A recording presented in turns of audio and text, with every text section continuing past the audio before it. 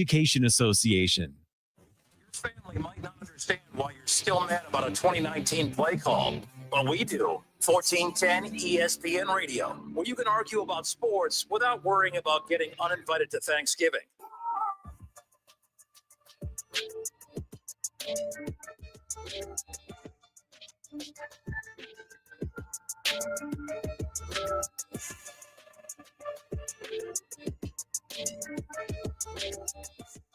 All right, and we are off and rolling here on a Monday. The Justin Kinner Show, presented by Frickers. Frickers, your home for fun food, sports, and spirits. All right, for years, I feel like I was really having to work hard to find stuff to make fun of your Bengals for, but now they're just making it easy. They're just making it easy. Ever since like the Hawk Tua girl kind of disappeared because of, she was conning people with Bitcoin and all that stuff. Like it took a while, but Hawk Tua is officially back thanks to your guy Jamar Chase. I mean, what we got going on over there? What we got going on over there? See, this is why, when owners drag their feet on wanting to pay $40 million for somebody, it's because you got to be careful who you give that money to. Obviously, you're giving it to someone that is uberly talented, but also, I want to feel pretty good about having Jamar Chase as a teammate here today, or even as a fan. But I know how fans operate. You're going to find, I already saw one of the fanboy media guys earlier today. Oh, he had a little bit of a rough patch yesterday. What are we talking about? You just want it to where you could still be friends with him whenever you go stand by him in the locker room next week. So you're choosing your words carefully. Give me a break. But the Cincinnati Bengals go down yesterday 34-12. And once again, this is, I was wrong. I thought that for sure. I thought there was a good shot that the Cincinnati Bengals were going to beat the Pittsburgh Steelers. I thought Ben Roethlisberger was wrong. I didn't think there was a chance in hell that I didn't think at all that the Steelers were, going to shut down the Bengals offense. I thought that Joe Flacco, the way that he had been playing in the absence of Joe Burrow, I was rooting for that success to continue, because at the end of the day, it really did come down to me wanting chaos. I wanted the chaos. I wanted everything to I wanted it to get to the point to where Joe Flacco was playing at such a high level that it was going to make it difficult for the Bengals to say, hey, if it ain't broke, don't fix it. It's not that we don't want Joe Burrow back, but if it ain't broke, don't fix it type of thing. Well, Joe Flacco kind of came crashing back down to earth yesterday. Our guy, Kev Nash, he called it.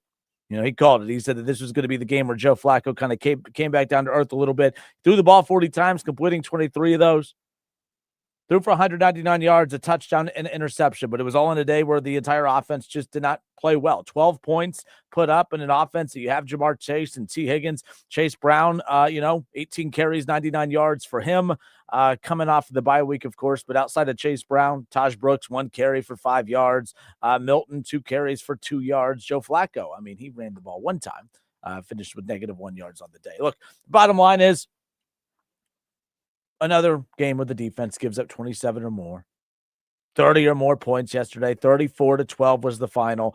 TJ Watt, to his credit, smelled blood in the water. Joe Flacco was just right there, right for the picket, so he slammed him into the ground. Everyone said that was a dirty play. I don't think that's a dirty play. I think that was a smart play.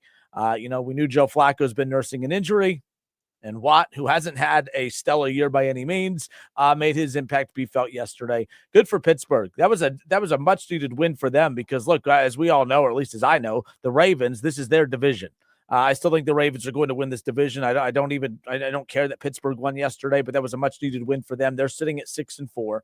It looks like they're well on their way to knocking on the door potentially of Mike Tomlin continuing on his 500 streak. So that's going to continue. Now, they might be without Aaron Rodgers for a while, but we'll talk more about that and the impact it has on the AFC North as a whole. The bottom line is I thought that there would be enough noise from the Cincinnati Bengals and the Pittsburgh Steelers to kind of make Baltimore have to earn this a little bit moving forward. I don't think that's going to be the case. Good for Pittsburgh for getting that win yesterday, but the Baltimore Ravens, They figured it out. They didn't look their best yesterday either, but they've won 3 straight since Lamar has returned. They've won 4 straight overall. They're sitting at 5 wins and 5 losses, and they have the Jets, the Bengals, the Steelers, the Bengals. That's their next 4 games. They're going to beat the Jets. They're going to beat the Bengals twice. That Steelers game's always an interesting one.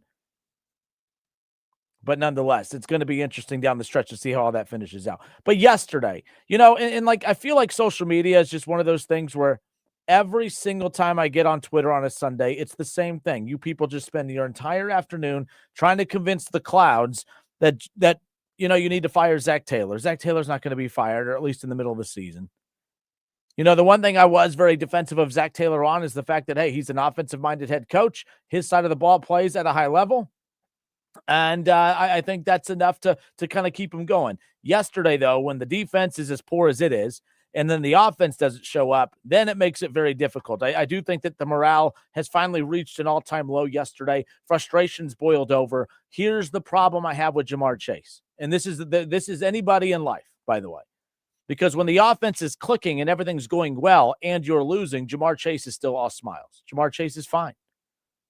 But when Jamar Chase isn't getting the ball and things aren't going his way and he's not putting up his numbers, now all of a sudden it's a problem. He's a child. He's a man-child. And that's the problem for the 3-7 Cincinnati Bengals, who are relying on him to be a leader in the absence of Joe Burrow. While Joe Burrow's out, somebody has to be a leader out there, and Joe Flacco has definitely been that. But when a franchise invests $40 million into you, I think it's pretty dang, necessary that you step up and become a leader, not just off the field, but on the field as well. And I don't just mean statistically. I just mean, I don't know, by being a good human being overall. There's the picture that still floats around from when they played the Steelers years ago of him giving the double bird. Now he's spitting on other human beings because he's throwing a temper tantrum because, someone said something he didn't like. And then not just doing that, but then lying about it, outright lying about it. And then from what I've seen today, and again, they took this post down earlier. Yahoo Sports had shared that, Jamar Chase had refused to speak to the media. No, yeah, here it is right here. James Rapine earlier today. Jamar Chase declined to talk to reporters just now in the Bengals locker room. So there you go. The guy he always has something to say. He always has something to say. He's never at a loss for words. This guy has no problem trying to find the right words to entertain everybody. But then today, he decides to be silent. I don't get it. Not a fan of it. If you missed it, Jamar Chase here in the postgame yesterday had this to say when asked, hey, what led to that issue between you and Jalen Ramsey? Did you spit on Jalen Ramsey? I ain't never opened my mouth to that guy. So what do you think prompted the reaction from him? Well, he don't like some of the words I told him. What are you saying? I ain't spit on nobody. For what? My goodness, it's hard to understand a dang word this guy says. I ain't never opened my mouth to that guy. I never opened up my mouth what do to you that think guy. prompted the reaction from him? You don't like the words I told him? Well, he don't like some of the words I told him. What? What are you saying? I ain't spit on nobody. That doesn't make sense. But the most important word of all of that, or the phrase of all of that, is I didn't spit on nobody. Come to find out, he did. He did. Big old loogie. Hawk Tua, just a big old loogie right on the guy. And again, at first, it was one of those where you saw that they were jawing, you saw that they were talking smack. Okay, cool, whatever. It happens, especially Jamar Chase, who does a lot of smack talking himself. You're going to get it. But that's the thing. You can't act the way he does. And then when someone comes back at you with that same energy, then you spit on him like a child. That's a problem.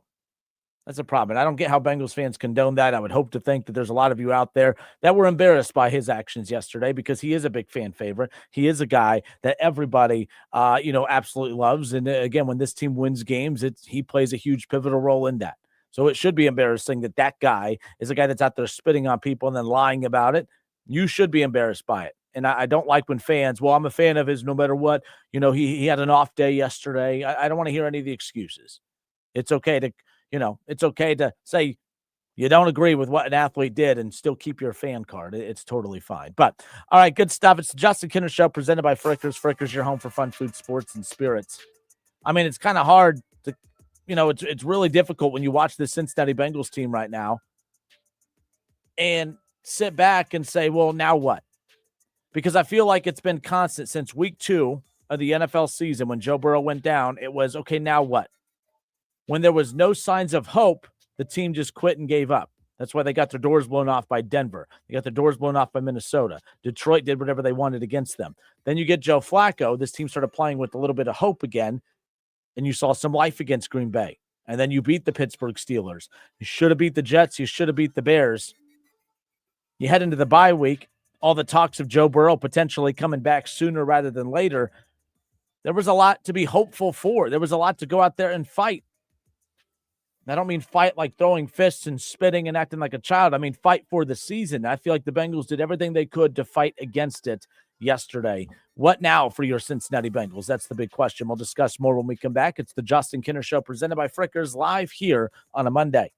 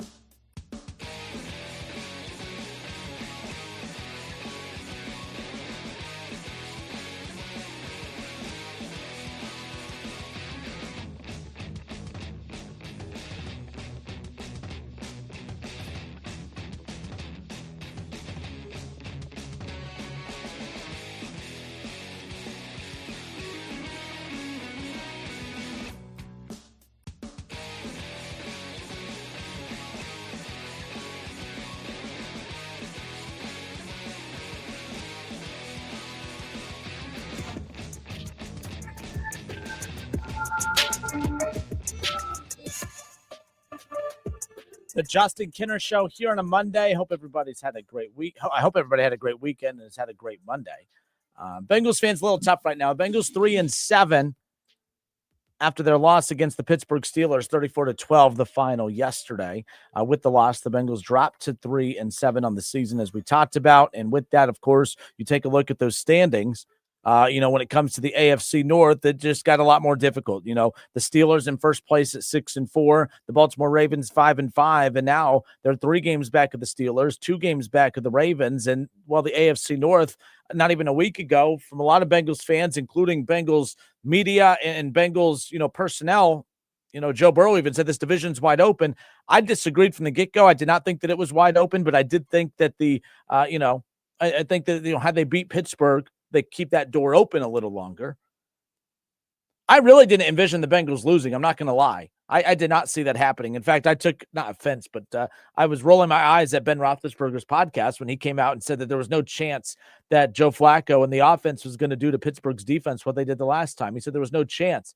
He said he was, he picked Pittsburgh to win by 14 plus. And I rolled my eyes. I said, absolutely not. This is going to be another one of those close games like we saw against the Jets and the Bears, like we see pretty much all Bengals games over the last couple of years, because that offense can score on anybody, and that defense, well, they can be scored on by anybody. I was expecting another one like we saw the last time. That wasn't the case. I was wrong. Ben Roethlisberger was right. I think the guy knows a thing or two about football. I think he's played a couple years in the NFL more than me, and I think he's won a Super Bowl. I think he has one more than I do, maybe two more. I can't remember. But the bottom line is the guy knew it was coming. We should have listened, I guess. Should have listened. I just wasn't expecting Cincinnati coming out of a bye week to look that flat. I expected more. I know it's different playing at Pittsburgh than having Pittsburgh at home to rally behind your fans, but at 3-7 now, looking up at teams like the Miami Dolphins, who are 4-7, the Ravens and the Chiefs are 5-5, the Texans are 5-5, the Jaguars is 6-4. Like, this is the third straight year where the Bengals are not going to make the playoffs during the Joe Burrow era. And it's really kind of hard to wrap your mind around that. And you could sit there and say, well, how many of those years has he been injured and out? It doesn't matter. He plays a role in that. Is it necessarily his fault that he gets hurt? No, but he does get hurt. This is a results-based business. It doesn't matter. What it sounds like is he's just not reliable because he's always hurt. If you've missed two of the last full season, if you've missed two of the last 3 seasons, maybe not the entire season, but the majority of them. I mean, again, 2.5 years ago, he gets hurt and misses the whole back half of the season, and they end up losing, right? They end up losing and missing the playoffs. Now, they still finished 9-8. They still finished above 500. But again, no Joe Burrow there to close out the deal. And then last year, you get Joe Burrow for the full season. You still miss the playoffs. Maybe not his fault, obviously, with how bad that defense is. And then being out pretty much all of this season, it doesn't matter. You can't sit there and say, well, if he would have been out there, yeah, well, he's played long enough in the league to where we can have the discussion of he's rarely ever out there for long stints of time. Last year was the outlier. Last year, it was more likely the outlier than anything else when it comes to the Cincinnati Bengals team. So now the question becomes, what next? Because what I would be disappointed about is the effort that they showed coming out of the bye week. This is where I start to get on the side of those who want Zach Taylor gone, because that's on coaching. Zach Taylor, I think, has done a great job over the years of keeping this team motivated, even in the absence of Joe Burrow, and you have to give him credit for that. He won games with Jake Browning, not this season, obviously, but the Bengals won games in Joe Burrow's absence with Jake Browning. They finished above 500 that season with Jake Browning. Right? You look at what they're doing with Joe Flacco, a 40-year-old quarterback who's been playing with one arm for the last couple of weeks. You know what I mean? Like, their offense has been the best in the NFL. Obviously, those numbers took a hit yesterday. But for them to be playing at such a high level in the absence of Joe Burrow, you have to give Zach Taylor credit for that. You can't sit there and just say, hey, look how well this team is playing. Thank God, because they have a bum coach. It's not how it works. But yesterday, I have a huge problem with the way the Bengals came out flat. They came out flat offensively, just didn't have it. Defensively getting pushed around again by the Pittsburgh Steelers, who, by the way, lose Aaron Rodgers, and the backup quarterback comes in and has just as much success against this defense, giving up 34, whatever his points. Like, that's a problem. It was a divisional game, a chance to make a statement in the division, a chance to make a statement coming out of the bye week. And now, in trying to find a way to ride the momentum of all the news about Joe Burrow potentially coming back sooner rather than later, it does sound like that Thanksgiving night matchup against the Ravens, now that it means technically nothing at this point, but it sounds like that is a pretty realistic goal to get him back by. Now the question is, what for? You get him back for what exactly? I think only bad things can happen by Joe Burrow coming back, as wild as that sounds. For one, I think he needs to be back. He's paid a lot of money. Get your ass out there and play. If you're capable, I think he should be out there. But I do think that there is a lot of bad that can come with him playing. For instance, what if the Bengals do start winning a lot of games down the stretch when Joe Burrow comes back? But it's too little too late. You've lost 7 games. You're not going to, you know what I mean? It's not like you only have one loss remaining and you're going to win the rest. You're going to lose 1, 2, maybe 3 more games the rest of the way. But let's say you start to win from Thanksgiving on, you win out, but you lose another game or two. You're going to lose to the Bills. You're going to lose stuff like that. You know what I mean? Like, so you win out once you get Joe Burrow back, but you still miss the playoffs. That almost hurts you because the front office says, see, Joe Burrow being out, that was the problem. We'll get him back next year, and we'll be just fine. This was the problem last year. I thought that the fact that Joe Burrow played so well last year and that the offense played so well last year, I thought that the fact that they won 9 games last year, I think that clouded the judgment of the front office because I think that they truly believed that they were closer than what they actually were. I think that Duke Tobin and Blackburn. And I think that, the Brown family, I believe that all those dopes truly thought, man, look at us. We won 9 games, and how many of those losses were by one possession? Look at Joe Burrow, how great of a year he had. And, he's only going to continue to put those numbers up. We're a lot closer than you think. I think last year was the absolute worst thing that could have happened. Joe Burrow having an MVP-like season, winning 9 games, all while having a historically bad defense. And it impacted the offseason. I truly believe that front office were a bunch of dopes and thought we're a lot closer than most think. You're not. You're not closer than most think. Joe Burrow's really, really good when he's out there.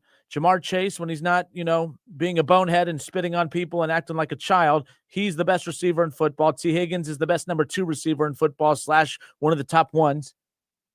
But outside of that, this team, stop me if you've heard me say this before, this team can't protect the quarterback. This team can't run the football. This team's defense stinks. Joe Burrow can't stay healthy. It's the same song and dance every single season. So now you want to get Joe Burrow back. That's great. But what happens if you start winning games when Joe Burrow comes back? You win games to finish at 8 or 9 wins, still miss the playoffs, and start this song and dance all over again? I think for this team to truly, because the sad thing is missing the playoffs for 3 straight years isn't rock bottom. Because if you miss the playoffs for 3 straight years, winning 8 or 9 games for 3 straight years, and you have that constant thought of, well, if Joe Burrow would have been healthy, we would have been fine. I think that thought process is actually hurting the Bengals' big picture more than anything else. I wouldn't want Joe Burrow back if I'm a Bengals fan. I would say, you know what? I don't want to see you play the rest of the season. We're not going to make the playoffs. The only thing that can happen when you come back is if the offense erupts again, you look great, we win games to close out, we still just miss the playoffs, and then we do this whole song and dance of, well, maybe if we, we're this close. If Joe Burrow's just healthy next year, we'll be just fine. That's the game that the front office is going to play moving forward. The game of, if Joe Burrow's healthy, we might be fine. That's the gamble that they're going to take every single season moving forward. They paid him, they paid Jamar, they paid T, and the rest is, well, if they're just healthy, that's our only shot, and that's what we're going to roll with. I don't see major changes coming. I don't see how that's going to happen. And I do think Joe Burrow coming back is going to damage this team more. Not his fault, per se. I'm just saying him coming back and then playing well and then winning games, meaningless games, by the way, then they miss the playoffs. I just don't see how that helps this team. For one, it gives you a worse draft pick, and that's the thing. And people get on me all the time when I say this. When the Bengals won 2 games, I'm not going to give Duke Tobin credit for drafting Joe Burrow. You needed a quarterback. The best quarterback in the draft was available for you at 1. It's not like you found a diamond in the rough. It's not like, hey, well, everyone was looking at everyone was looking at Tua. You took a chance on Joe Burrow, and man, look, you were the real winner here. Everyone and their mom who needed a quarterback was going to take Joe Burrow at 1. And then T. Higgins, who was a first-round caliber wide receiver that just happened to drop to the second round. You took him with the very first pick in the second round. I'm not going to give Duke Tobin credit for that. They needed another wide receiver. You knew that Tyler Boyd getting older, you gave him money. Like, you had all these older receivers. Like, you had to get better at wide receiver. I'm not giving him credit for taking the best wide receiver. Where I give you credit is taking chances on guys deeper in the draft that nobody else will. I love the Logan Wilson get. In fact, the only true draft win over the last 3, 4, 5 years is the one guy that you just quit on and shipped him off to Dallas as of late. Because everything else has been an absolute disaster. It's easy to draft Jamar Chase, a generational talent, when you're picking in the top 5. It's easy to pick a Joe Burrow and a T. Higgins. What's not easy is when you got to pick in the middle of the first round and all the elite guys have been kind of, stepped over, taken already. Now you got to gamble with the Shamar Stewarts. Now you got to gamble with guys like that, and that's what's going to happen. Joe Burrow comes back. You're going to win some games. You're going to have a later first-round pick with a front office that you don't trust to make the right selection there. Man, oh, man. I see a lot of comments coming in. We're live on the Justin Kinder Show Facebook page. Go and check that out. Jump in on the conversation there. I'll get to some of these comments in a moment. But the big what's next for the Bengals. Like I said, you think about this. It's like when Joe Burrow went out, it's like the life of this team just disappeared. That's why they got embarrassed against Minnesota. They got embarrassed against Denver. They got embarrassed against Detroit, and then all of a sudden they make the trade for Joe Flacco. Then there was hope. Then they started playing hard again. And then they looked really, really solid against the Green Bay Packers. They beat Pittsburgh the following week. And then they looked outstanding against the Jets and the Bears. The problem is defensively, they were horrendous, and that's why they lost those games. But it still felt like with the way Joe Flacco was playing at the quarterback position, with the way the offense was clicking, they were going to continue to have chances to win games coming out of the bye week, including game 2 against Pittsburgh. And that ended up not being the case because not only did the defense not show up, which wasn't a surprise, the offense completely collapsed and disappeared. And now this team feels as deflated and hopeless as ever. And maybe, just maybe, when Joe Burrow comes back, they'll resurrect and come back to life again. But the problem is you're running out of time, if not already run out of time altogether. 7 losses, 3 wins, 7 losses. The team that's sitting in the 7th spot in the wild card is sitting at 6-4. You would have to battle it out with Kansas City and Baltimore. Baltimore is going to win this division. So you're going to be battling it out with Pittsburgh, who at least has somewhat of a competent defense and just enough offensively to be dangerous. I'm not picking Cincinnati over Miami, Baltimore, Kansas City, Houston, Jacksonville. And it's unfortunate, too, because the Bengals don't even have to be elite to make the playoffs this year because Miami's not very good. Baltimore's vulnerable. Kansas City, this is as weak as I've seen them in years. Houston's all up and down. They're 5-5 at 500. Jacksonville 6-4. I don't trust them. They're sitting in the number 7 spot. And the Chargers just absolutely got embarrassed yesterday. And I like the Chargers. I like Harbaugh. I like Herbert.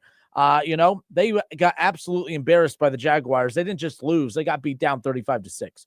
This is a year that the Bengals could have been flawed and still won a lot of football games because of how weak the AFC is at the bottom. And instead, they decided we're not just going to be average, we're going to be below average. We're actually going to have a historically bad defense. This was just the worst timing to be the worst version of themselves at the end of the day.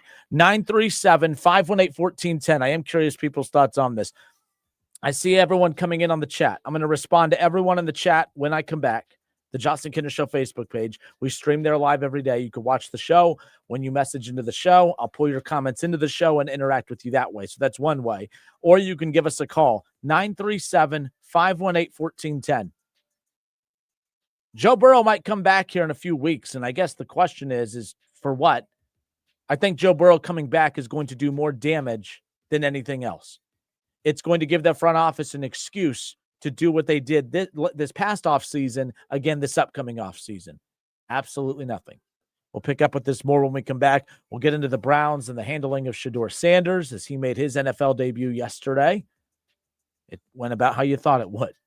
Not a whole lot of production, but a lot of noise. So we'll get to that coming up here shortly as well. It's the Justin Kinder Show presented by Frickers. 937-518-1410. Give us a call.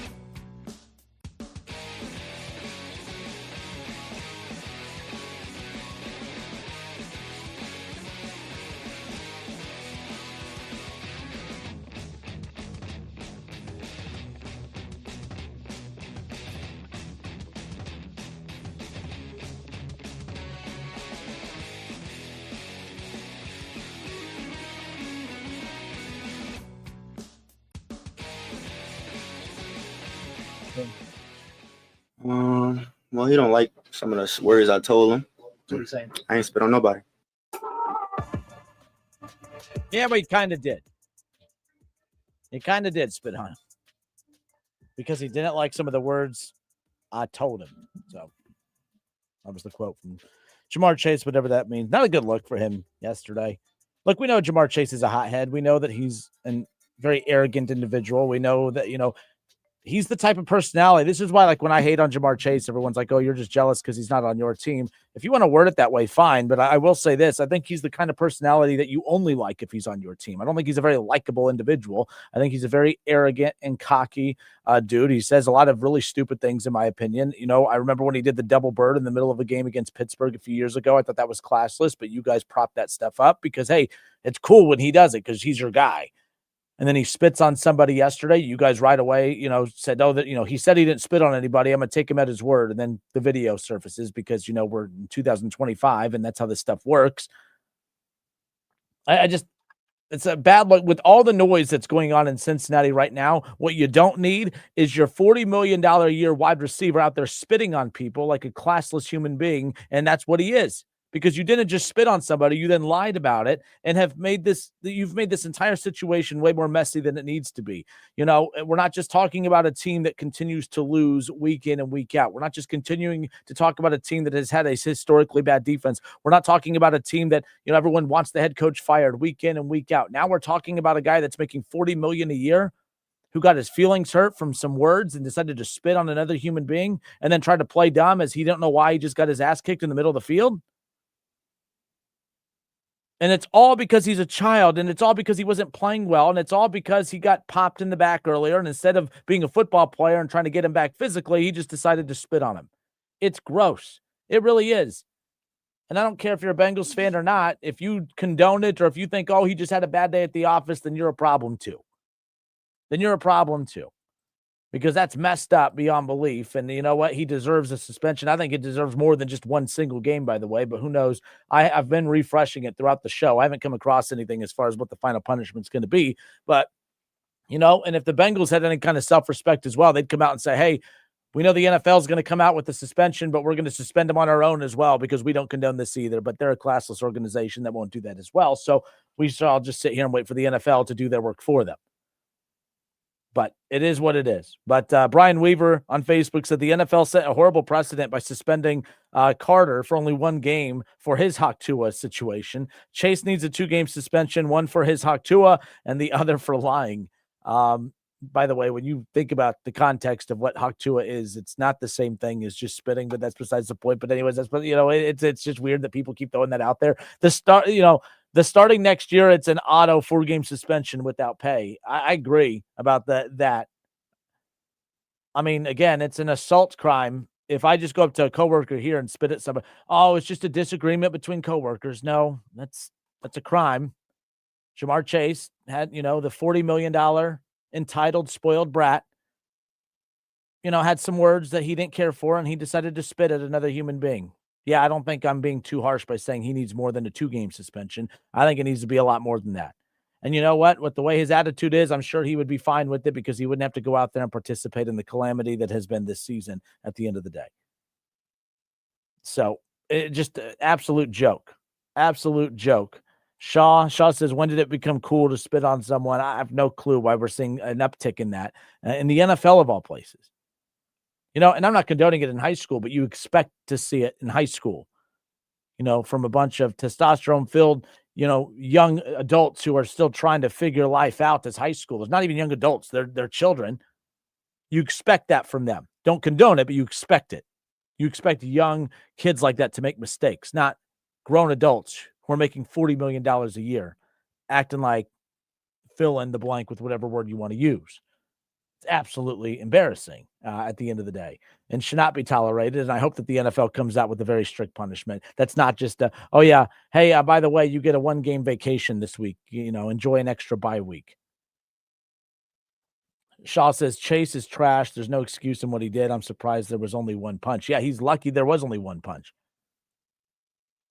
So is what it is. But all right, I'm Justin Kinner. It's the Justin Kinner Show, 1410 ESPN Radio. We welcome you back.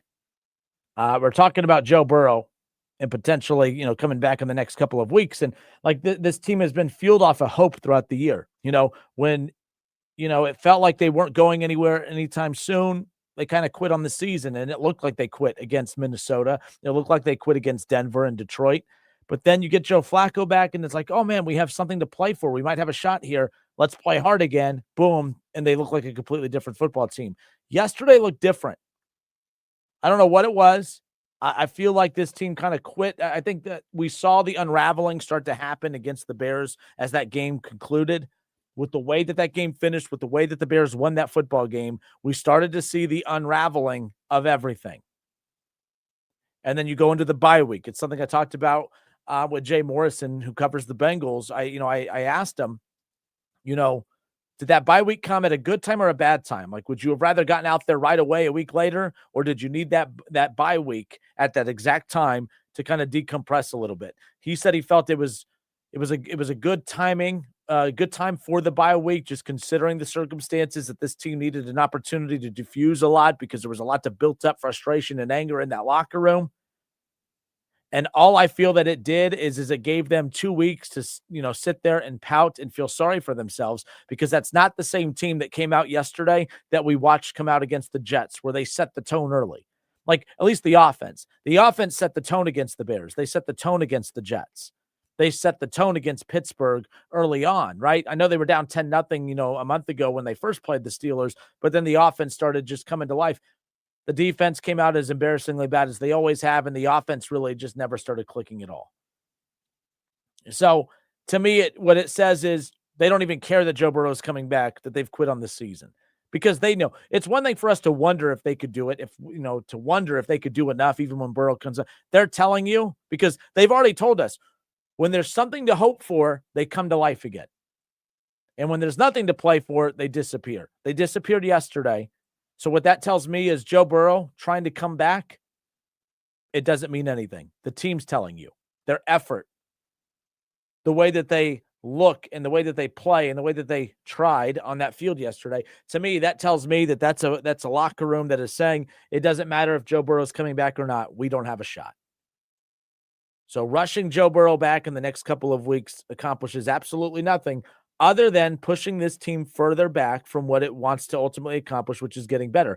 I think that the problem is if Joe Burrow comes back and they start winning football games, that's going to be enough justification for the front office to say, see, when we had Joe Burrow, we were 2-0. When we lost Joe Burrow, we only won one game.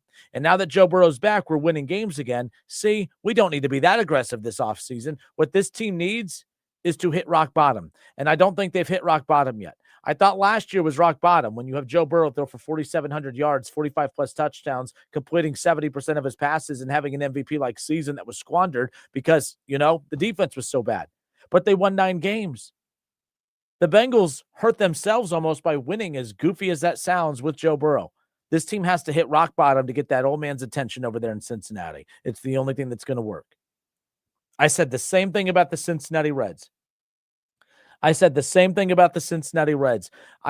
excited that they made the playoffs this year, but I feel like it's going to work against them because now the Castellinis and now the front office and Nick Craw and Brad Meter and those guys can sit back and say, this is we're bringing back our entire playoff team. This is a good enough team to compete. You know what I mean? Like, you have Hunter Green, you have Nick Lodolo, you have Chase Burns, you're getting, Rhett Lauder back. You're bringing these guys back all from last year that were part of that playoff nucleus, if that's what you're going to call it. Like, the Reds will be punished for winning last year. And I feel like that's what happened last year for the Bengals. They may not have made the playoffs, but they finished with 9 wins.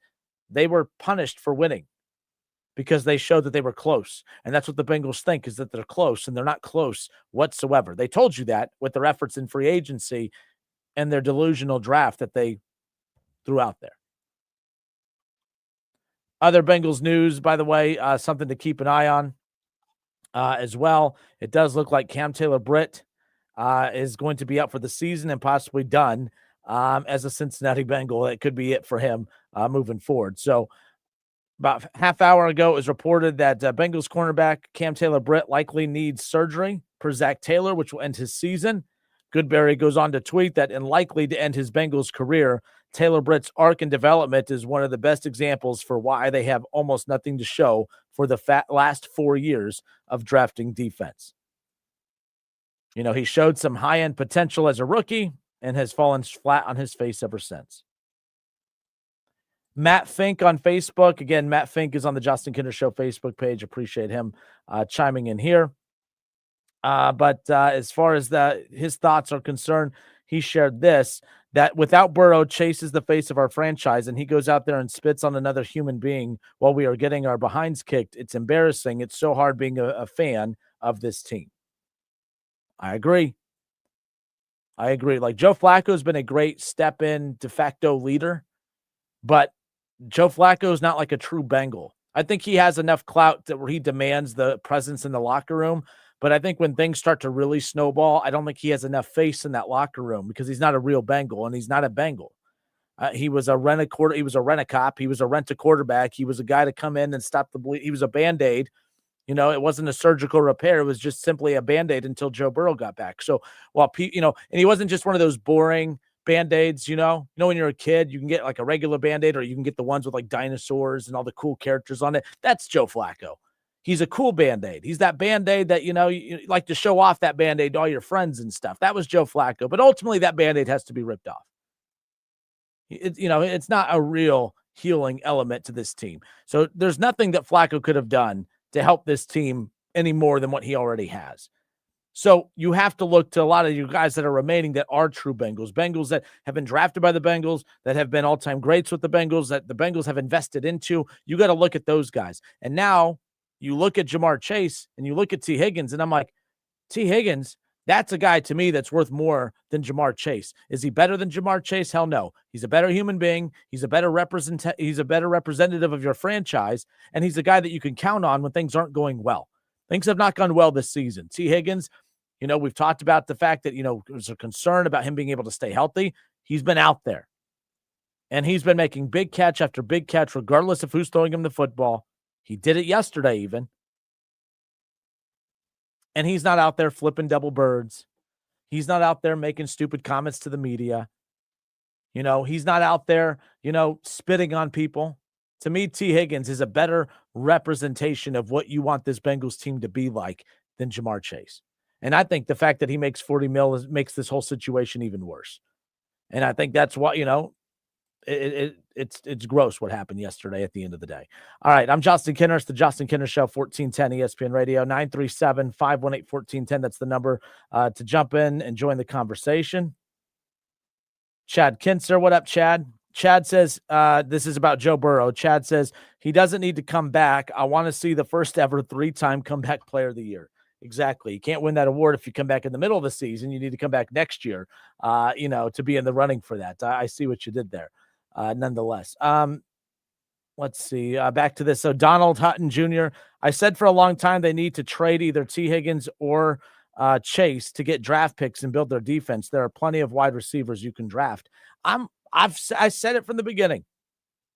If Joe Burrow is as good as he says he is, and we know how good he is, it's just, can he be as healthy as what he likes to pretend to say he is? Jamar Chase is a luxury item. But a team that has this many holes and is as this bad on one side of the ball as they are, having Jamar Chase, you've accomplished nothing with him because of that. $40 million can go a long way on a defense to put you in position to actually win football games instead of spending time in the middle of the season talking about how your $40 million wide receiver spit on another human being. That's not a guy I would want to keep around in my locker room. That's not a guy that I want to be one of the faces of my franchise, because whether you like it or not, he is. A guy that spits on the guy that gives the double bird and spits on other human beings is the second highest paid player on this team and is the second face of the franchise on this team. I wouldn't want that. Joe Burrow, T. Higgins, take Jamar Chase's $40 million, go sprinkle that all over the defense, and you have an instant contender. By the way, I'm here to tell you, you don't have Jamar Chase and you have that $40 million and you have T. Higgins as your number one wide receiver and you put $40 million in that damn defense, this Bengals team with the healthy Joe Burrow is winning this division, and it's not even close. It's not even close. Either way. Would you look at that? Hour number 1 in the books. That was fast. No, Ron, I'm not avoiding talking about my team. We're going to get to the Cleveland Browns in just a moment. Chad Kinster said you can't build a defense through the draft if the person making the picks has absolutely no idea what the hell he's doing. Tobin has proven time and time again that he has had no damn clue. I agree. That's why, like, where does your guys, like, I don't get it, Bengals fans. Where does your confidence in this team come from? Because you guys talk so much smack to me and everybody at the beginning of the season. But where's that confidence coming from? Because there's no need to feel confident about this team at all. You could feel confident about Joe Burrow and his ability to go out there and throw the football when he's healthy. You could feel confident about Jamar Chase, about going out there to be the number one wide receiver in football when he's not acting like an idiot and spitting on other human beings. But then there's the offensive line. You know that they can't draft or develop the offensive line. To their credit, they tried investing into it. They go getting Orlando Brown Jr. and others, but it just hasn't been enough. Running the football. You get a Chase Brown and others. Chase Brown's okay, but like you're not hitting home runs there either. You can't draft. There's like nothing about this franchise that makes you feel warm and fuzzy inside. Say what you will about Cleveland because they have all of their dysfunctions as you will. That's a team that could draft very well. They could draft the tight end position well. They could draft running backs well. They draft the offensive line well. They draft defense well. They just probably had arguably the best draft of anybody that's coming off here. To Cleveland's credit, they find other ways to screw it up, don't get me wrong. But Cleveland's ability to spend money, a cash-rich owner, spending money, and their ability to draft will always make me feel better about them than about the team that has the one piece I really want, which is a franchise quarterback, but can't do anything else right. Cleveland and Cincinnati, it's so funny. Cleveland they do all the stuff right that Cincinnati can't. Cincinnati does all the stuff right or the one thing right that Cleveland can't.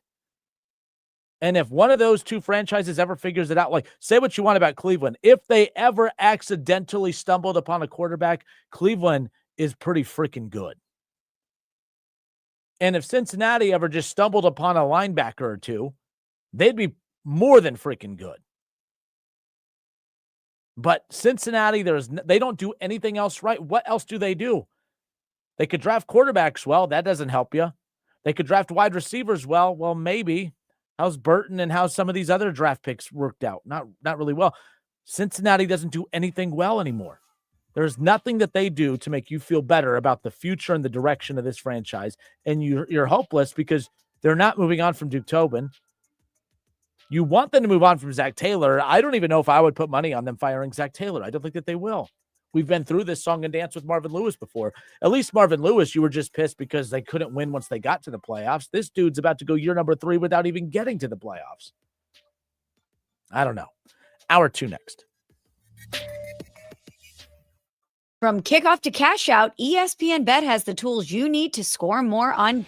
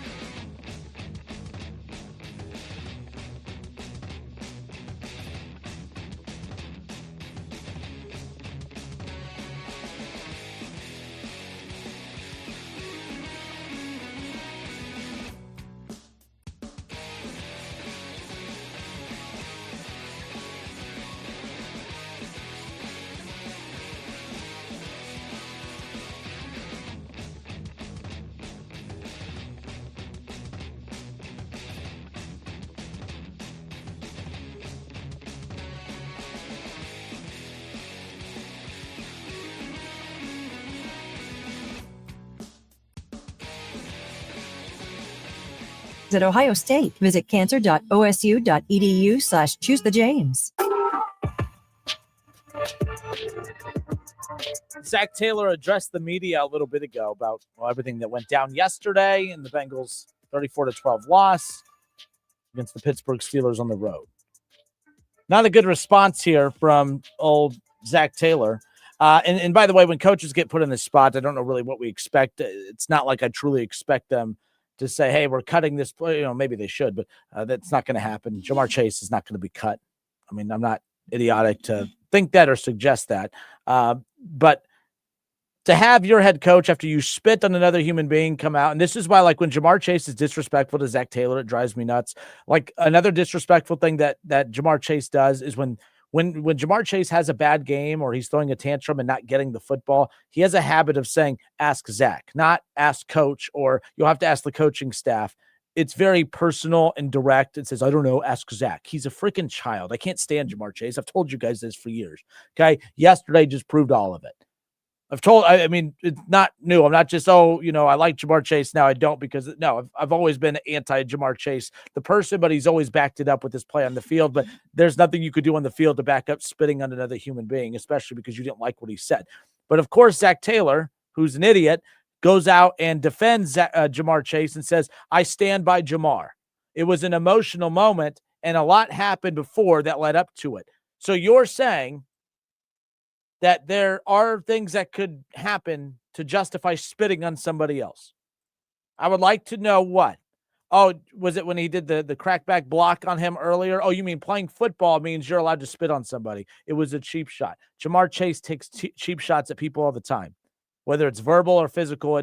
That's just who Jamar Chase is. You can't be Jamar Chase. You can't have his personality. You can't say the things that he does and carry himself a certain way, and then have your boneheaded coach sit there and say something stupid like, well, a lot happened leading up to that. I disagree with that wholeheartedly. I'm not okay with that. And look who it is. Oh, I should make you have a camera on you. I should make you have a camera on you. Oh, no, my headphones aren't working.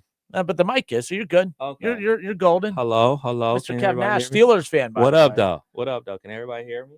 Yeah. Oh, okay, cool. Headphones, no headphones. It's fine. I guess I won't take calls. But so did I just hear somebody try to justify it? Zach Taylor. Come on. The head coach. I thought you were coming in to get mad at me. No, I was like, oh, man. No. Zach Taylor says, I stand by Jamar.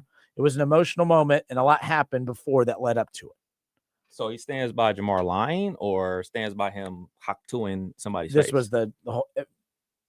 I think the game is a package of as a whole. Now, I would say it's tough on coaches because I don't expect a coach to go up there and bury a player or kick a player while he's down. But you don't have to say this either. Hey, we're handling it internally. He knows how to conduct himself, and that doesn't fit the way we want our guys to carry themselves. And we will talk about this more internally and leave it at that. But to say I stand by Jamar, it was an emotional moment. There was a lot that happened before that led up to it. It just sounds like you're basically saying that there actually are things that can be said to lead to justify spitting on someone and acting the way that he did yesterday. Okay, so was this said directly after the game, or is this a statement made? Okay. So yeah, nah, coach. Now, if coach would have said that after the game, before all the 4K video started to come out around 6:00, the game ended at like 4:05 or whatever. So when you don't know all the stuff, you don't know all the details, you don't have all the camera angles, but by 6:00, social media exploded with all the different camera angles of what Jamar did. Obviously, now that coach has seen it and that the world has seen it, I think he needs to be changing his tune a little bit about Jamar's actions. I really can't think of anything that someone could do to make you want to spit in their face. Like, I don't get that. And I'm gonna say there's an epidemic going on in the NFL, but it does seem like it's happening a little bit more now, especially this season. I mean, shoot, I remember when Bill Romanowski spit in one of the San Francisco 49ers face, and it was just like the craziest thing anybody had ever seen. And also still to this day, like that's like completely crazy. I remember what an Oregon player did it to last year to Davidson Igminosa. That happened to him. So like it obviously Jalen Carter did it earlier in the season with the whole Dak situation. There was another incident in college recently. So I don't know what's going on. I'll be crazy to sit on here and be like, oh, this is why it's happening. I don't know why it's happening. I don't understand why people find it okay to spit on each other. Like, removing the fact that, like, hey, if you do that on the street, it's a assault charge. I mean, there's a lot of things that happen in sports that could be considered assault. So I'm not going to take it there. But what I will say is, you spit on another person, male, female, their, other, whatever you want to call yourself, it's go time. It's go time. And especially in this situation, there's no justification for it. And I haven't yet to hear anybody say it was okay. Like, well, you shouldn't have did that. I'm not a Cincinnati Bengals fan, not a Browns fan that hates the Steelers, not anybody in their right mind has said like, oh yeah, well, Jalen Ramsey, he had it coming to him. Like, nobody said that. So I think everybody outside of Zach Taylor, of course, is like condemning what Jamar Chase did and then lied about. And then the video evidence comes out. Now that was a clip. Again, there's no audio with this. It was just Jay Morrison tweeting. I would love to have the audio. I'm going to find the audio. Jay Morrison, because there's two tweets. There's one that says, Zach said he did talk to Jamar about yesterday, but we'll keep it private. He said it crossed the line, and Jamar Chase knows that. He goes on to say, I stand by Jamar. It was an emotional moment, and a lot happened before that led up to it. Those are two separate tweets from Jay Morrison. Jay Morrison comes on the show regularly. He's not the shock jock guy. He's not the guy trying to put stuff out there for, without context or whatever. Right. So I trust Jay and use him for a lot of our content here on the show. So reading that or hearing that from you and fully, I think the standing by Jamar is I'm standing by my guy. I don't necessarily think that it's like I'm standing by his actions. No, and even I don't think that that's what but like, this is why you just don't say that at all though. Mm-hmm. Because of course you're going to stand by your guy. Like, unless you're cutting him or saying that there's no place for that here, we're getting rid of him, blah, blah, blah. Not saying that you condone it by keeping him, but like that should go without saying that, yes, you're going to, I don't know. I don't think a coach even needs to say this because it just sounds like you are, but to me, it's the end. Hey, Jamar, I stand by Jamar. He knows what he did was wrong. We talked about it and we're just going to keep it in house. I read that. I'm done. I'm moving on. I'm not even stopping. But when it's the end that got me, it was an emotional moment. Well, yeah, it takes a lot to build you up to the point where you think it's okay to spit on somebody. Jamar, it was an emotional moment and a lot happened before that led up to it. Okay, he got popped. Yeah. Okay, yeah, we know what but Jamar also carries himself a certain way where he does a lot of talking. He does a lot. That's football. Yeah. So, but then when you don't like what someone says, that doesn't all this. Now you have I don't know. To me, it's that last line that I said, okay, no, I don't agree with that whatsoever. I don't care about the emotional buildup to it. We know what happened. We saw it. Yeah, it's football. And let's be clear, man. There's has to be something a little wrong with you to play football. Like I know we love this game, we love the sport, but there's a extra violent nature to the sport, and us as fans, that's partially why we love it. It's like, hey, man, you're crossing, you're dancing on that line, and in Jamar's case, he crossed that line. There's a lot of things that you can get away with on a football field, pushing, shoving, just being super aggressive. That, is all good. Like, hey, man, that's just part of the game. Spitting is not a part of the game. It's not a part of anything. I can't think of anything that would get you to that point. But I guess going from 12 catches for like 200 yards to going to 3 catches to 30 yards. Like, I guess that's the short fuse for Jamar Chase. Like, basically getting shut out is the fuse that just makes him go over the edge to make him want to spit on somebody.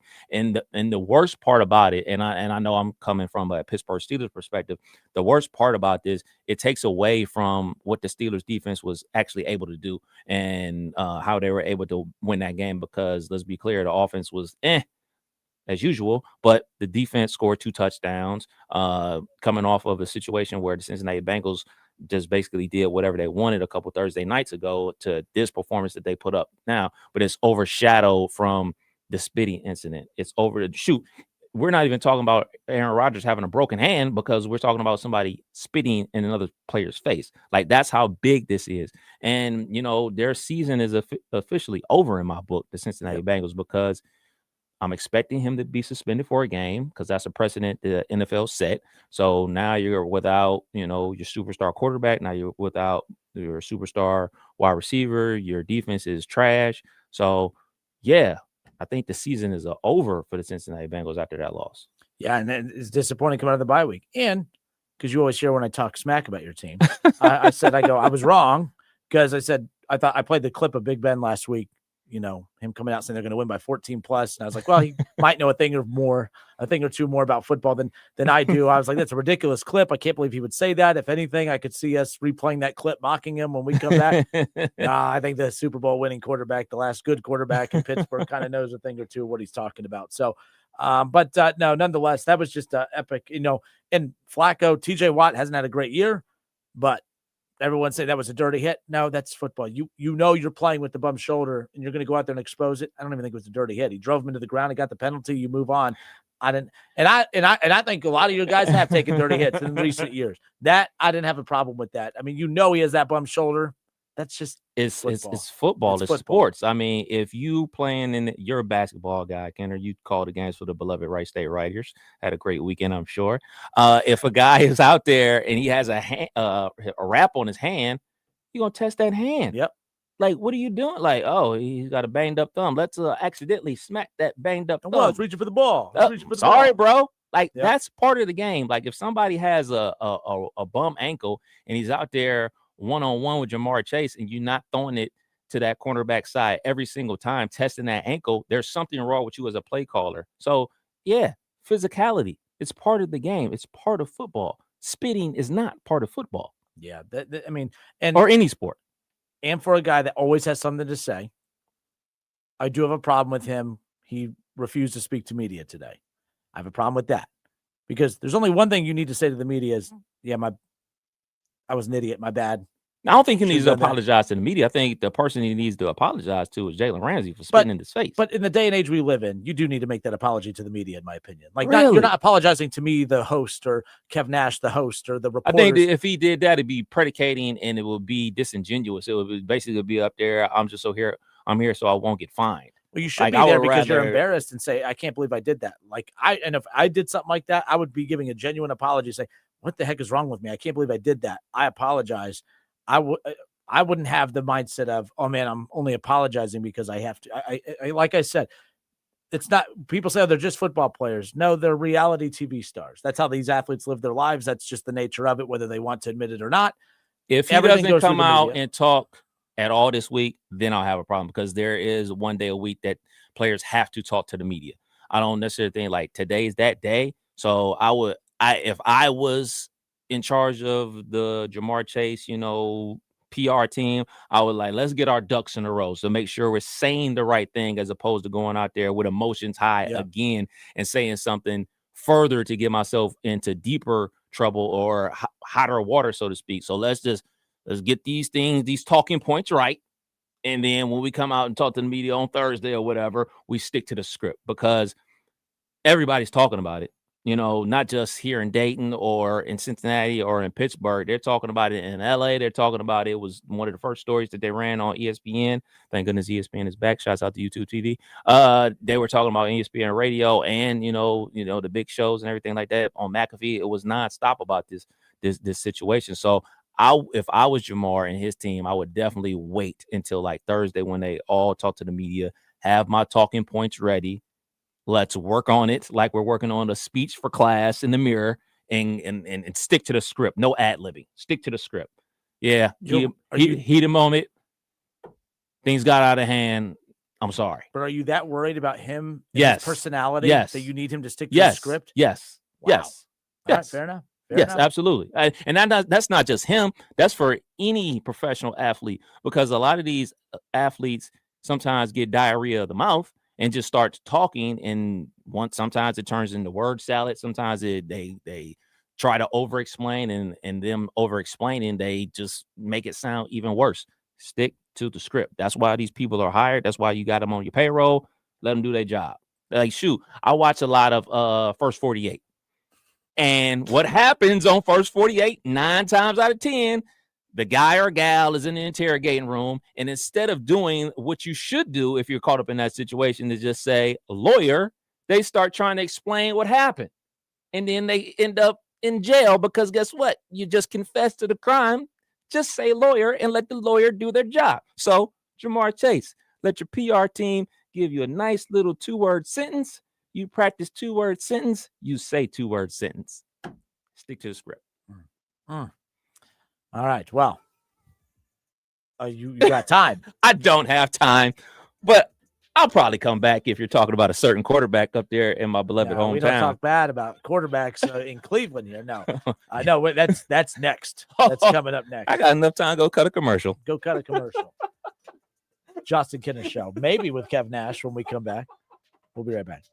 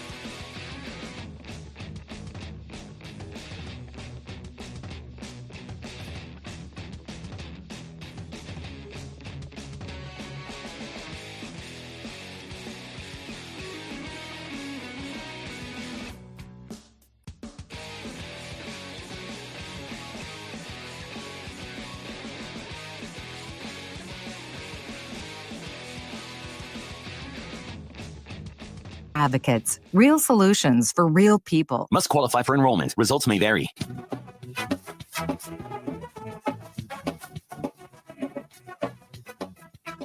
All right, and we are back at the Justin Kinner Show, presented by Frickers. Frickers, your home for fun, food, sports, and spirits. Yeah, pretty much the entire show today has just been about the Bengals and Jamar Chase, and more coming out about that because of the press conference right now. So Kev just popped in. Look, so Jamar Chase was not made available to the media today. He had nothing to say. I have a problem with that. Like, I just feel like if you spit on another human being, and I'm not justifying this, I'm just saying you clearly got enraged enough to spit on somebody else. So we know that that's not just something that you do. You just don't go walking around spitting on people. We know that you got angry to the point where you did that, which means there's only one thing you can say that's going to diffuse the situation, and that is, yeah, my bad. I was embarrassed by it, which is why I lied in the post game. I am ashamed of the way I handled myself. I have to be better at that, and I will be moving forward. And then guess what? I think a lot of this gets brushed under the rug. I disagree with Kev, and Kev, I'll tell him when he comes back in respectfully. I disagree with Kev because I just think that the longer you go without saying anything, the worse he looks. And I think he already looks pretty bad, but there's only one thing you need to say. And if he doesn't want to say it because he doesn't mean it, then that means he's an even worse human being than what we thought. So you would think that you feel bad enough that, man, I am so embarrassed. I need to get in front of a mic. I need to apologize. That's not who I am. But he truly feels like he was justified in it, and that's what it comes across. That's the problem I have. I disagree. I think he needs to address the media, and I think he should have been the first one at the podium today to say, yeah, I want to just address this, because it has become the bit like now he's even more selfish because this is basically taking all the attention away from the team. Not that there's any good attention that's coming towards the team right now without the losing anyways, but what if they would have won yesterday and this would have happened? What if they would have won yesterday and this would have happened? We'd be talking about this instead of the win. I just think that this is not the type of behavior or the after, the aftershocks, if you will, that we should be getting from a guy that's making $40 million a year. So I am curious. Are you guys fine? 937-518-1410. Kev says he doesn't think he needs to address the media right now. I think that he does. Where are you guys with that? I believe he does because I think that this isn't a hard thing. You're sorry, right? You shouldn't have done that, right? You let your temper and emotions get the best of you, right? This isn't difficult. I don't even think a PR team needs to write common sense bullet points for him to use. I think that should just be your natural, coming down off of that temper, right? When you're coming down, it's like, man, I can't believe I did that. I just don't understand how he cannot address the media today. Oh, he's embarrassed by it. Okay, then say that. Hey, I can't believe what I did yesterday. I'm still embarrassed by it. I'm still coming to terms with what I did yesterday. I'm so sorry. Us as humans who make mistakes every day would sympathize with that and be like, all right, let's move on. He's going to be suspended and move on. But I think that saying nothing is way louder than anything he could have said today. I think not addressing the media was wrong. And it's not like when I say address the media, he doesn't owe the media like me an apology or James Rapine or Jay Morrison or anything like that. He doesn't owe them an apology, but the media, apologize to your fans. A couple weeks ago, there was a fan that I think was terminally ill, if I'm not mistaken, and he went and met with them on the sideline, and he gave him a jersey and he gave him shoes and he took a picture, and it's like that's the Jamar Chase we should be talking about, not the guy that spits on other people. And I have a huge problem with, yes, that he did it, but I would have not less of a problem. We'd all be able to mentally move on. Just come on, apologize. Why is that so hard? Jamar's a good dude. We know that. We know he has flaws. We're all good people. We all have flaws. Some flaws worse than others with certain people. But I just don't get why it's so hard to come to the media and apologize, because you should naturally feel. Now's the time, while you're in your feelings, is now the time that the emotion should be coming through in the apology. Because if I see him go to a podium and read a PR statement of spitting is bad, I'm bad, I spit no more, sorry, and then move on, I see there's zero sympathy in that. There's zero, I don't know. I'm a vibes guy. That's bad vibes, if you ask me. I think it's very bad vibes today that he didn't address anything. Let's go to AJ. AJ, thanks for holding. You're on live, sir. Hey, Justin. Just real quick on this. As a Bengals fan, I feel really disappointed in Jamar, almost like a father figure does. I'm 42 years old. I'm probably double the age. I could probably be as old as his father. And it's one of those scenarios where I can tell by his reaction when he was originally addressed about it, and they asked him if he spit, and his first response was, "I've never opened my mouth to that man." Any other answer besides no means yes, I did it. And at that point, you own up to it. I'm sorry. Like you said, I got my feelings. This is a tough game. We're out there battling. but anything else is disingenuous. If he goes up and reads a PR statement, that's not going to make anything better. And he really owes it to the fans and who he represents. I coach wrestling. Okay. 8, 9, 10, 11, 12-year-old kids. It's not too dissimilar from being a receiver. Receivers are out on islands. You're battling mano a mano, your safety or a corner. You're jarring back and forth. It's physical. You're creating discomfort. You want to make someone just seethe, and you do everything that you can do. And in wrestling, people talk smack.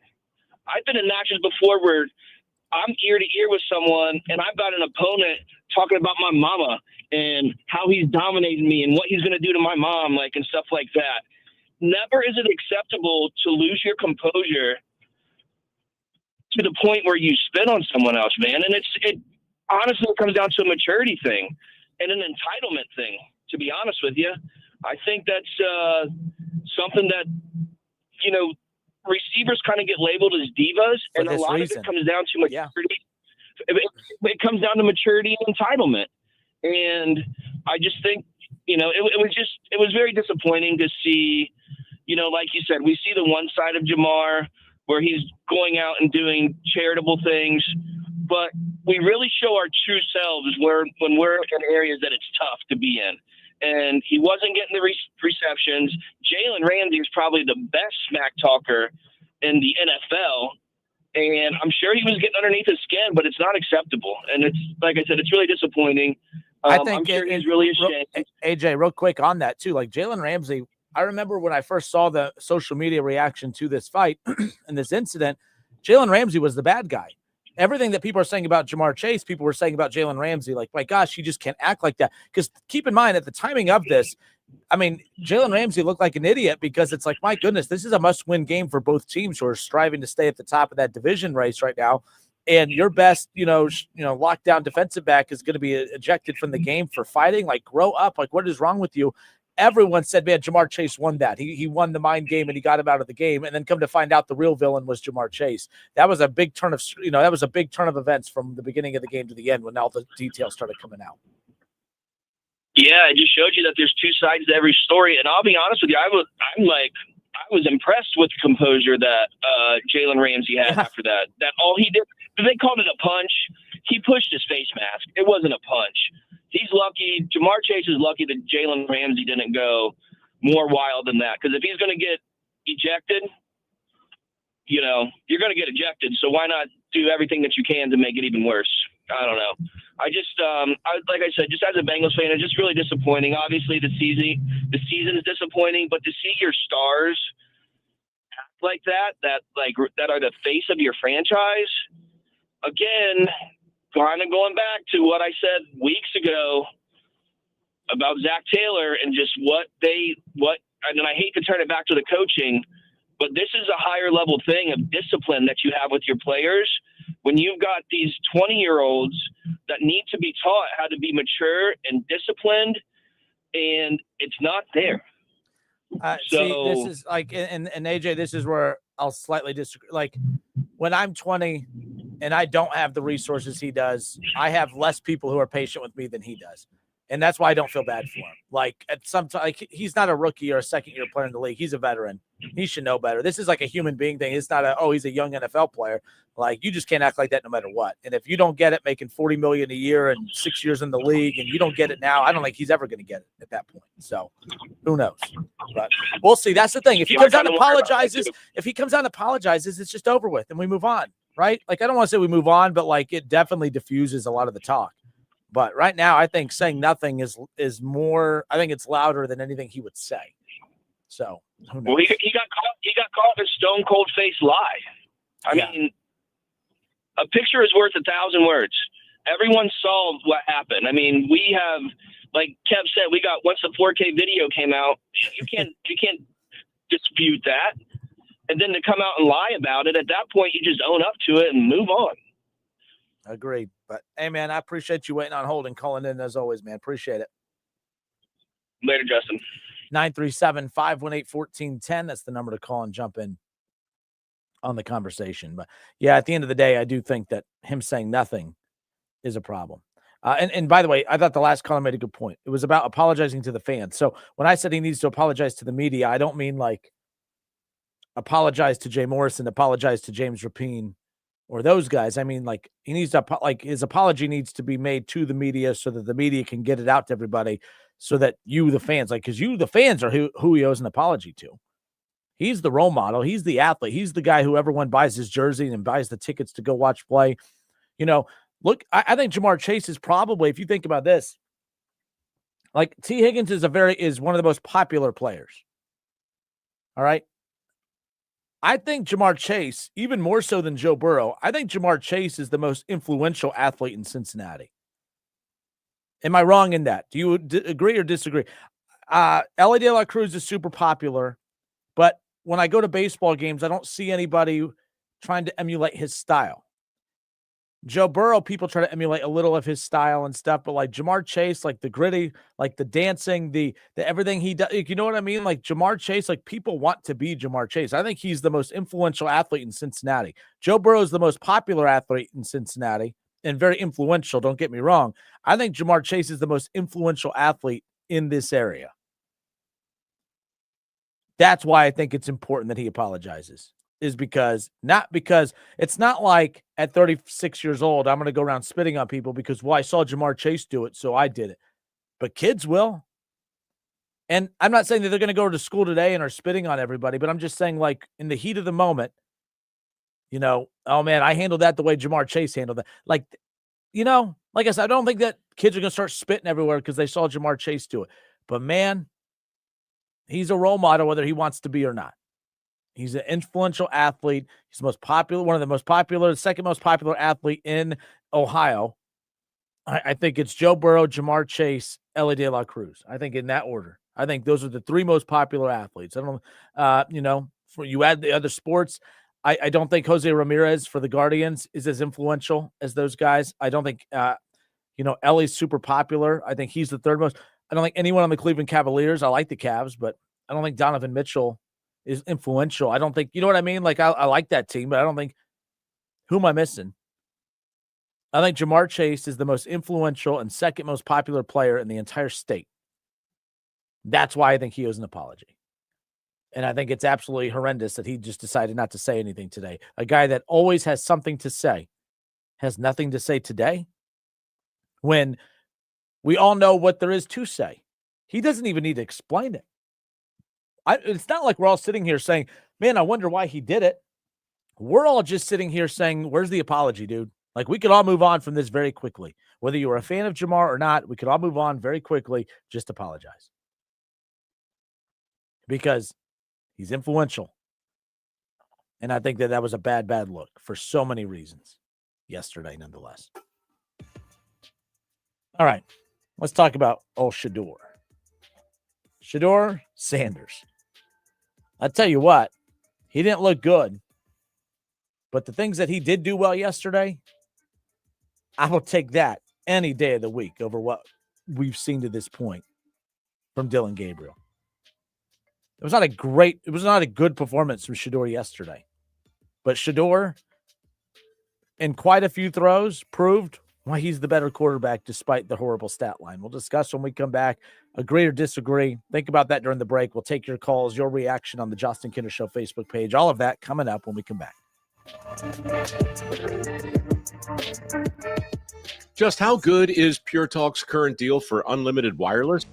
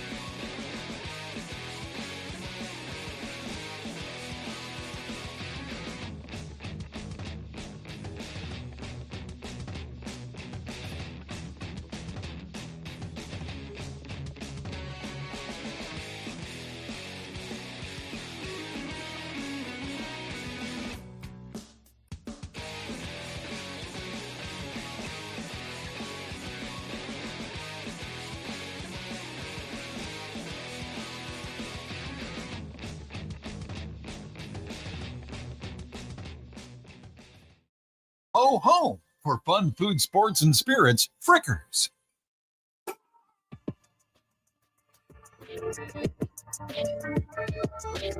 Justin Kinner back with you here on a Monday. 937-518-1410. That's the number to call and jump in on the conversation. So we were waiting for it. There's a couple things of breaking news that has come out over the last 10 minutes, but we'll do this one first because we've spent a lot of time on it today. So Jamar Chase has officially been suspended. Jamar Chase, the Cincinnati Bengals wide receiver Jamar Chase has been suspended without pay for one game for an act of unsportsmanlike conduct during Sunday's game against the Pittsburgh Steelers. Let's just call it what it is. He's being suspended without pay for one game because he spit on another human being. Now they have to water it down and say, oh, it was just an act of unsportsmanlike conduct because they probably know that the one game is he should probably be suspended more. So Chase will be eligible to return to the Bengals active roster on Monday, November 24th. So maybe that kind of, I don't know if he was notified of his suspension earlier today and he wasn't allowed in the building today. I don't know how this works, but the team will again he'll be able to resume team activities starting on the 24th after their November 23rd game against the New England Patriots. And see, that's the other thing. Like, what if the Browns would have upset the Ravens yesterday and it would have still been wide open? Like technically, the Bengals are still in this. Jamar, this is what last thing on this. Guys, for years I've told you I'm just not a Jamar Chase guy because I think that his antics get old, and this is the bad antics of all bad antics, right? But it drives me nuts because I think he's a very selfish human being. Like, look at Joe Burrow. Joe Burrow is fighting like crazy to come back from this injury. He's fighting like crazy to come back early. Like, this team is probably not going to make the playoffs, but Joe Burrow wants to get out there. He's doing everything he can to get back early because he's a leader and he's trying to get back out there. Jamar Chase, which is with as much as he values Joe Burrow, should be doing everything he can to emulate that type of personality to be a leader out on the field. And I don't like the Bengals' chances against the Patriots, even with Jamar Chase, but my goodness, they have zero shot now of beating the Patriots without Jamar Chase. Zero. New England, and I didn't take a look at this earlier. So New England's an 8.5-point favorite this weekend. I don't know if that line shifted or not since the Jamar Chase news. I have no idea. If any of you saw the line earlier today and it has moved, let me know, because it's sitting at 8.5 as we sit here right now. But that's just not good on his end. So either way, Forrest on Facebook says Coach Kevin looked mad that he had to play Sanders. Yeah, I tell you what, here's something else I'm willing to budge on. I thought it was absolutely crazy to think that a team as desperate as Cleveland is for a quarterback would do everything they could to sabotage a talented quarterback in a quarterback room. But the Shedeur Sanders thing is weird. It all feels weird. It does feel like there's a major disconnect between Kevin Stefanski and Shedeur Sanders. And I will say this. Shedeur Sanders had the lowest QB rating of any quarterback in the league yesterday. He played pretty much the entire second half. It was not good, right? We know this. But I do know this is why if the Cleveland Browns are exact proof of the whole concept of making numbers sing and dance, because Dylan Gabriel's numbers from an efficiency standpoint, Dylan Gabriel, sure, more efficient than Shedeur Sanders off a small sample size of 1/2 of football. But this is why I don't like Stefanski's obsession with bragging about how good Dylan Gabriel plays, because he doesn't turn the ball over. I will take a quarterback that is a little bit more risky with the football, that can actually produce scoring drives and this, that, and the other, than a quarterback who doesn't give you any opportunity of that. And just because, he doesn't turn the ball over. Yeah, but how many 3-and-outs has Dylan Gabriel let? You watch the game, Dylan Gabriel, he's not an NFL quarterback. There's nothing about him that makes you think that this offense it can be run by him. And I started thinking, well, Joe Flacco didn't look great in this offense, and he went to an offense that's good. And now look at him. Maybe Dillon Gabriel's being held back. Dillon Gabriel is being held back because this offense isn't very good. But Shedeur has his own set of deficiencies that they have to work through. But I feel like his ceiling is so significantly higher that I'm having a hard time really sitting back and justifying Kevin Stefanski's actions because I'm over the Dillon Gabriel experience. And this is coming after a game where we saw Shedeur Sanders only complete 4 of his 16 pass attempts for 47 yards, and yes, threw an interception. Pocket presence wasn't great, but the pocket isn't great either. Pocket's not good for Dillon Gabriel either. Shedeur Sanders, no first-team reps. I'm not going to be Josina Anderson and literally cry every single tear that I could possibly produce like she does. He didn't get a lot of first-team reps. In fact, he didn't get any first-team reps. The first time he's ever worked with the first team was when he got thrown out into the game yesterday with the first-team guys. So some NFL guys on social media are coming out saying that that's normal. Others aren't. Whatever. I think it's a team-by-team, coach-by-coach, scenario. I do know having two. I mean, I could be wrong. Is there any other team in the NFL that has a quarterback that has a rookie starting quarterback and a rookie backup quarterback? I don't think that there is. So I don't think Cleveland is a good example. Like a lot of them, when I think it was Cam Newton talking about, he got, as a rookie, he was getting first team reps even with the veteran backup quarterback. Yeah, because the rookie veteran quarterback dynamic, that makes sense. Stefanski tried explaining this earlier in the season that the reason Dillon Gabriel, so at the beginning of the season, you had Joe Flacco and Dillon Gabriel behind him, right? Dillon Gabriel was getting first-team reps at the beginning. And then when Dillon Gabriel became the starter, he got every rep, and Shedeur's getting no reps.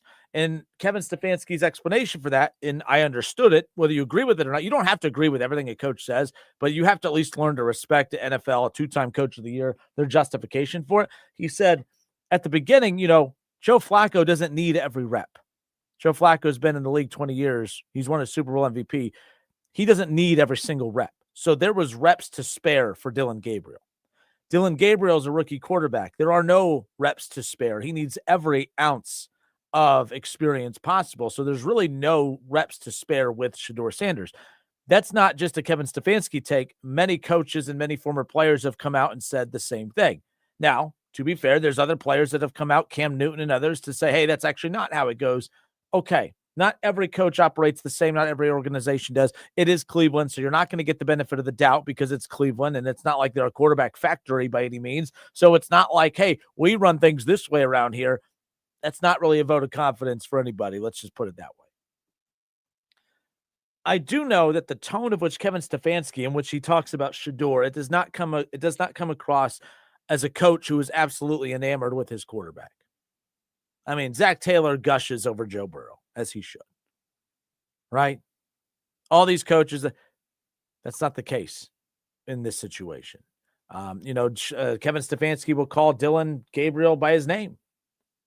I haven't heard him say Shedeur once. It's like there is a weird dynamic there. As far as my thoughts on Shedeur yesterday, obviously a guy that has not had any first-team reps. It's not an excuse, but that plays a role in this, yes. If he does start this weekend against the Raiders and looks that poor after an entire week with the first team, and by the way, even then you could say, well, okay, it's 1 week with the first team, 7 weeks, 12 weeks into the season. What are we doing here? But the bottom line is that was the first time he had ever gone out onto the field with any of those guys. So I'll take that into account. He made mistakes that was on the draft grade coming in about, the pocket presence and, scrambling a little too soon. But guys, look at the throws he did make, though. There were a couple of key drops. There was a couple of balls that were right in the hands of the receivers that they just dropped, which they do for every quarterback. I get that. But he made deep throws down the field. He made plays down the field with his legs. He extended drives. I was content with what I saw from Shedeur yesterday. I haven't been content with one outing of Dillon Gabriel once. He can't throw the football. The offense is stale. It's horrendously bad with Dillon Gabriel. And it may not be great with Shedeur, but at least you feel like there's a chance. And the bottom line is you have to know. You have to know. And I don't know how, I mean, yes, he only completed 4 passes yesterday, but I still thought overall the offense looked better with Shedeur than Dylan Gabriel. It looked messier with Shedeur Sanders, but they were moving the football at least. As far as Dylan Gabriel goes, they don't move the football and it looks cleaner. But again, you're running in place at that point. I don't know. I'm over the Dylan Gabriel experience, and I want to be shown that Shedeur is this horrendous quarterback that the coaching staff wants you to believe. Like I said, there's coming into this season, I said a couple things. If Shedeur Sanders and Dylan Gabriel are horrible, that's a good thing. If they are horrible, that's a good thing. If one of them is great, that's a great thing. If one or both are average, that's the worst case scenario. The worst case scenario is any of these two quarterbacks looking average. Because that's where you risk running in place. That's where you risk falling in love. And that's where you risk making a bad decision in next year's draft. Because if Shedeur really is this bad and Dylan Gabriel really is this bad, it makes your decision easy come draft time next April. But if Shedeur is average and you think you have something there, but you also don't think you have something there, and then you talk yourself into, well, Shedeur with the full camp of first-team reps and everything else, and we go get him more help, and then we use our first-round picks on other positions, and then come to find out that Shedeur is not it, and Mendoza ends up being a superstar, and you didn't take a quarterback, and now you look back like you're damned if you do, damned if you don't. So the best case scenario for the Browns is one of these two is great. Second best case scenario is both of these quarterbacks are butt cheeks. The worst case scenario is one of them's average or both are average, because then you don't know what you have. But that's on the front office, that's on ownership, that's on Stefanski, that's on any decision maker when it comes to the draft, that's on them. Simple as that. All right. I'm Justin Kinner. It's the Justin Kinner Show presented by Frickers. Frickers, your home for fun, food, sports, and spirits. Appreciate you guys hanging out today. Heated show because of everything that was going on with Jamar Chase, who is suspended. He will be suspended an entire week without pay. He will not play against the Patriots. The Bengals are an 8.5-point dog. Bengals trying to fight to stay alive in the AFC North championship race, division race, but I just think a very selfish decision of Jamar Chase to spit on another human being, for one, that's gross. Two, it was selfish because you know you're going to get suspended for it. And now he's suspended, and now a team that has such a thin margin for error as it is now without their starting quarterback and their number one wide receiver. But I tell you what, I do love the idea of Joe Flacco and T. Higgins going out and balling out against this New England Patriots team. I do love the prospect of what that would do for morale and what that would do for a big picture when it comes to the makeup of this team. You know, because I do remember saying, hey, you don't need T. Higgins. You just need Jamar Chase. But I also remember saying, hey, if for a team that's always low on money, keeping Joe Burrow and Jamar Chase is more expensive than keeping Joe Burrow and T. Higgins. I'm just saying. You don't need someone like that in that locker room. You don't need a diva who is giving double birds to the opponent, spitting on the opponent. When things aren't going well, calls the head coach by his first name. I don't know. Hey, Jamar, how come you're not getting the ball today? I don't know. Ask Zach. The disrespectful antics have piled up way too many times for me. I'm over Jamar Chase, and I'm pulling for the Bengals like you would never believe. I would love to see the Bengals with Joe Flacco and T. Higgins go out and single-handedly beat the Patriots this coming up weekend. I don't think you need the selfish Jamar Chase. He's the best receiver in football, no doubt. But with all his antics, is he worth the $40 million? I say no. Not when you have a T. Higgins. Joe Burrow, one of the best quarterbacks in football. He can win games with T. Higgins being his number one wide receiver. And imagine how much better this team would be with $40 million that they could put on the defensive side of the ball. Average defense with Joe Burrow and T. Higgins. That's winning that AFC North the way it's built right now. I don't know why we have to have this this conversation as if, oh no, there's no way we can live in a world without Jamar Chase. Yeah, you can. There's plenty of guys that you can get that can spit on other human beings and give them the double bird for a lot cheaper than $40 million if that's your thing. Until tomorrow, it's the Justin Kinner Show presented by Frickers. Frickers, your home for Fun Food, Sports, and Spirits.